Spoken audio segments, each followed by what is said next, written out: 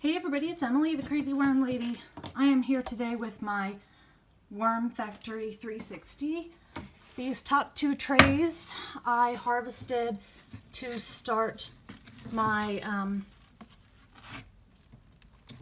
vermi bag. So there's just a little bit of residual castings in here. I'm going to pull them out when we get a nice day of weather. It's been a little gross out the last few days.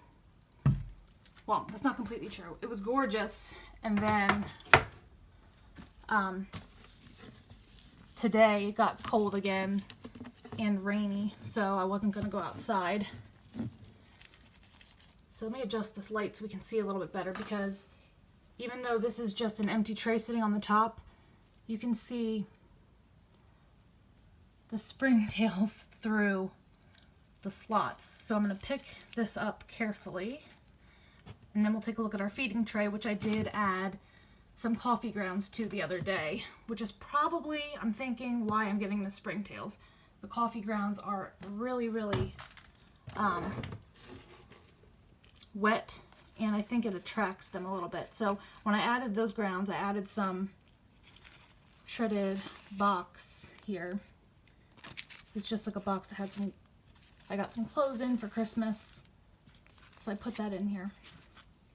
Try to reuse stuff as much as possible, but you can see the springtail population. Again, let me adjust this light so we can see. The springtail population is just booming in here. As a matter of fact, they seem to be attracted to this box, so I might actually end up pulling these out and like rinsing them off and putting them back in. It might be a way to get a few out of here. But let's see how the worms are getting along with that feeding. Stoop down here.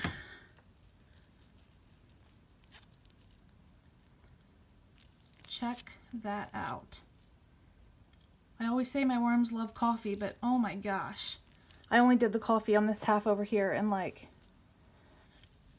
it's nice and warm, and the worms are everywhere, as are the springtails, but no big thing, they're going crazy for it.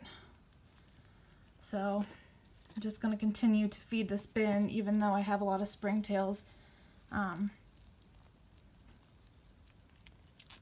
I honestly dislike mites a lot more than springtails, so just let it be.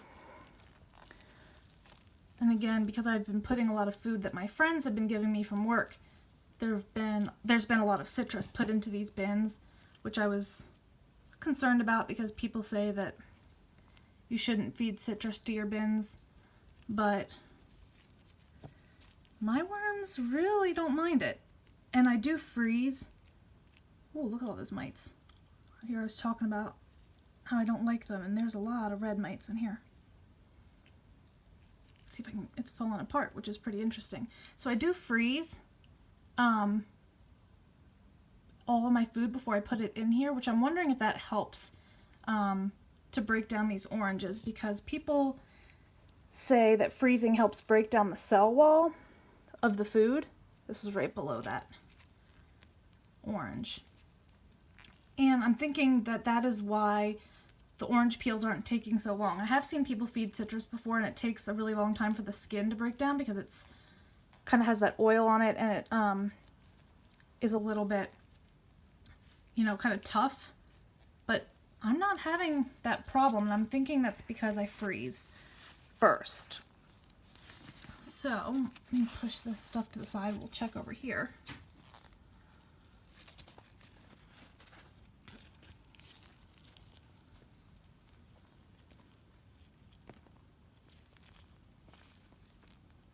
Castings are so pretty.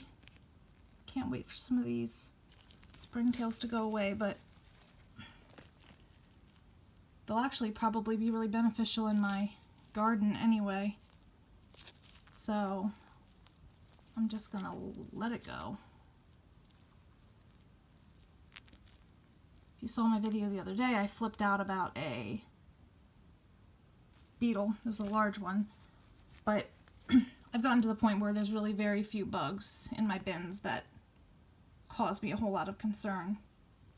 But these worms are getting so big.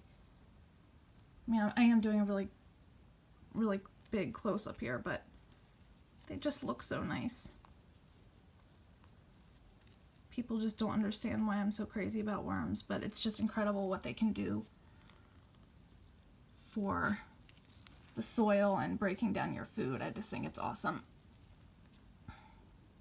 And I really love that so many of my friends now, you know, they don't compost themselves, but they are excited to be able to help me and reduce their food waste. More and more people are being so much more conscientious about the environment, and I've never considered myself, you know, crazy about that type of thing, but the more I do this, the more I'm like, gosh, I need to reduce my waste, and, you know, look at all that food I was wasting before I did this. So I'm just really, really enjoying everything I'm learning about this. Every day I learn something new, and I'm finding new channels all the time, so it's absolutely been one of the most fun hobbies that I've done before, and I don't plan on stopping anytime soon.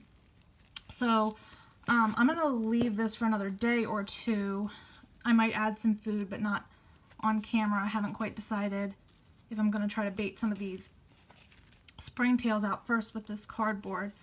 But I'll definitely bring you an update next week. Hopefully I will have added a little bit of food. I'm thinking about starting to blend my food again, because they go through it really quickly, and I just enjoy it.